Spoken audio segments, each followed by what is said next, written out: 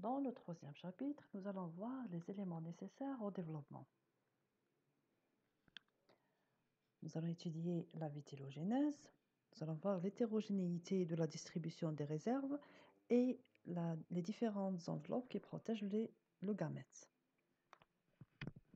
La vitellogénèse correspond à la production par l'organisme maternel et au stockage au sein du cytoplasme ovocytaire de substances de réserve qui sont de nature protéique et lipidique sous la forme de vitellus.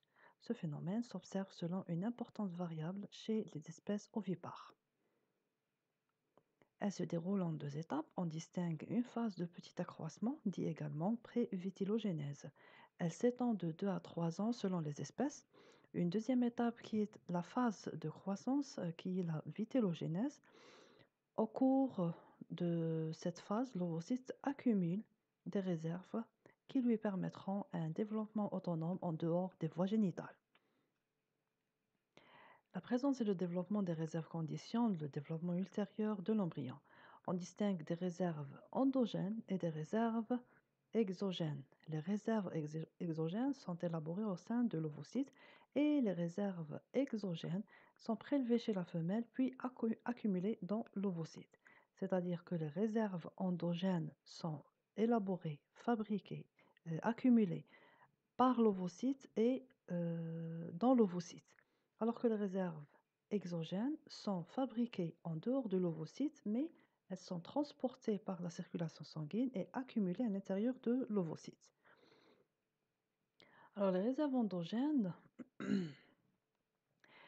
ils sont accumulés pendant la vitellogénèse, par l'ovocyte bien sûr. Alors ces réserves endogènes sont accumulées dans le cytoplasme des ovocytes. Quelles sont ces réserves endogènes? Ce sont les acides aminés, les glucides, les phosphores, les glutamines, les glycogènes, les organites, les ribosomes, lysosomes, liposomes, granules pigmentaires, mitochondries, réticulum endoplasmique, granules corticaux, etc. L'ovocyte accumule aussi les protéines, telles que les protéines de structure, des enzymes, des facteurs de transcription, des facteurs de croissance et des acides nucléiques, ARNT, ARN ribosomial, ARN messager. Les réserves exogènes maintenant se confondent essentiellement avec ce qu'on appelle le vitellus. C'est la substance de réserve des ovocytes qui peut être la nature protéique, lipidique ou bien de nature protéique, lipidique ou glucidique. Il est assemblé dans l'ovocyte, mais ses précurseurs sont souvent synthétisés hors de l'ovaire. Alors les réserves exogènes chez certaines espèces sont élaborées dans différents organes. Comme chez les nématodes, ils sont élaborés dans l'intestin. Les échinodermes élaborent leurs réserves exogènes dans l'intestin et les gonades. Certains annélides polychètes, ils élaborent leurs réserves exogènes dans le célomocyte. Les arachnides et les crustacés, ainsi que les insectes, élaborent leur vitellus dans les tissus adipeux, les ovaires et parfois, chez certaines espèces, dans les ovaires et tissus adipeux, chez certains d'autres, dans le tissu adipeux uniquement, comme les arachnides. Pour les vertébrés, le précurseur de la production du vitellus, c'est le foie. Alors voilà, le foie se défait de l'estrogène, commence la production de matière vitelline. Cette matière vitelline, elle est transportée et accumulée dans l'ovocyte sous forme de plaquettes vitellines. Ce vitellus est le résultat d'une adaptation évolutive chez l'amphibien qui permet à l'embryon de se développer en absence de ressources nutritives externes jusqu'au stade larvaire. Le vitellus s'accumule au cours de la vitellogénèse et représente 80% des réserves protéiques de la cellule. Il est présent dans le cytoplasme sous forme d'agrégats constitués de protéines et de lipides que l'on appelle les plaquettes vitellines. La charge en vitellus est l'un des éléments qui détermine le futur mode de segmentation de l'œuf. Selon les espèces, l'ovocyte 2 a un diamètre de 1 à 2 mm. Il contient 52% d'eau, 34% de protéines, 7,5% de lipides, de glucides et 2% d'acide nucléique. Ces pourcentages sont relatifs à un ovocyte avec une taille de 1 à 2 mm de diamètre.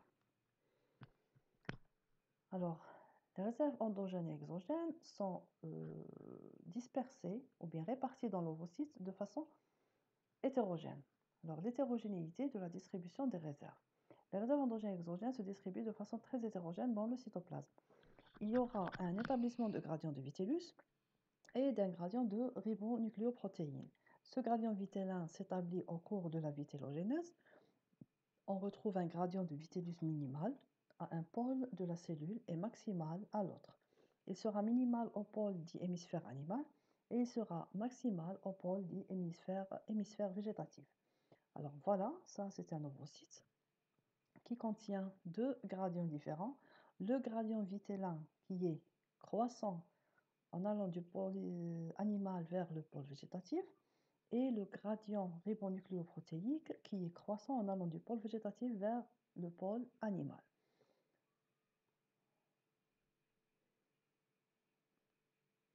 Alors l'importance du contenu de Vitellus de l'ovocyte ainsi que sa répartition cytoplasmique définit 5 différents types d'œufs. Les œufs allycytes qui ne possèdent pas de réserve, les œufs oligolycytes, la matière vitelline elle est présente de façon réduite et la répartition cytoplasmique elle est homogène. Les œufs hétérolycytes, les réserves sont peu abondantes et la répartition elle est inégale du vitellus, je parle. Les œufs centrolycytes sont des réserves très abondantes avec vitellus au centre. Et les télolycytes sont des œufs avec des réserves très abondantes à distribution généralisée.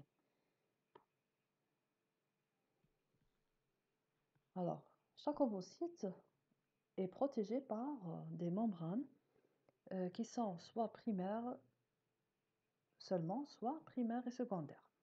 Alors, à part la membrane cytoplasmique qui délimite toutes les cellules, les enveloppes additionnelles entourent l'œuf de toutes les classes zoologiques, sauf certaines éponges et certains sédentaires. Il existe deux catégories d'enveloppes, les enveloppes primaires qui se développent autour de l'œuf quand il est encore dans l'ovaire, tandis que les enveloppes secondaires sont sécrétées par les tissus des voies génitales parcourus par l'œuf après ovulation.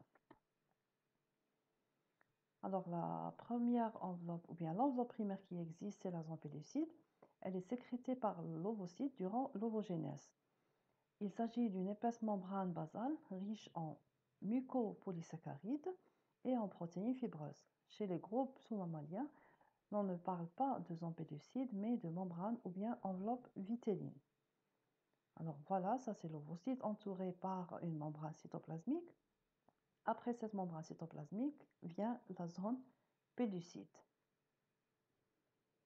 Alors cette zone pellucide comprend 4 glycoprotéines, la ZP1, ZP2, ZP3 et ZPB, avec des gènes de même nom. Le rôle de la ZP1 est de lier les filaments de ZP3 et ZP2 pour former la zone pellucide. Voilà, ça c'est la première protéine ZP1. Elle est dégradée lors de la réaction corticale. Elle se fixe également sur l'acrosome du spermatozoïde, jouant ainsi un rôle dans la fertilisation. La ZP2, ZP3 alternent pour constituer des filaments hétéropolymères liés à des liaisons covalentes. Par des liaisons covalentes, reliées entre eux par la protéine ZP1, dimères associés. La ZP1 riche en cystéine établit des ponts disulfure au sein de dimères et avec les hétéropolymères. La protéine ZP3 est le récepteur du spermatozoïde et qui permet sa fixation à la zone pellucide. Les cellules folliculaires retenues autour de l'ovocyte et de sa zone pellucide à l'ovulation ne font pas partie de l'enveloppe primaire. Alors les cellules folliculaires sont ces cellules-là qui entourent l'ovocyte et la zone pellucide. Ces cellules folliculaires ne font pas partie des membranes primaires ou bien des membranes qui protègent l'ovocyte. Alors, elles sont détachées au fur et à mesure que l'œuf parcourt l'oviducte. Lorsque l'œuf se déplace dans les voies génitales femelles, ces cellules folliculaires, elles vont se détacher de l'ovocyte. Les enveloppes secondaires maintenant sont sécrétées par les cellules de la paroi de l'oviducte, c'est-à-dire que l'ovocyte il est expulsé avec une membrane cytoplasmique et une zone péducide, et lorsqu'il se déplace dans les voies génitales femelles, il va y avoir formation des membranes secondaires ou bien des enveloppes secondaires. Quelles sont ces enveloppes-là? Ces enveloppes sont déposées à la surface de l'œuf. Chez les mammifères, une substance gélatineuse qui a la propriété d'absorber l'eau entoure la corona radiata. Chez les reptiles et les oiseaux, une couche fibreuse est ajoutée à l'enveloppe vitéline dès que l'œuf atteint l'oviducte. Elle est considérée comme faisant partie de l'enveloppe vitéline. Dans les 3 heures suivantes, l'albumin va se former. Entourant l'albumin, les deux membranes coquillères, internes et externes, qui sont composées de kératine, vont entourer l'œuf. Ensuite, finalement, la coquille de carbonate de calcium délimite l'œuf en entier. Alors voilà, ça, c'est l'œuf d'oiseau.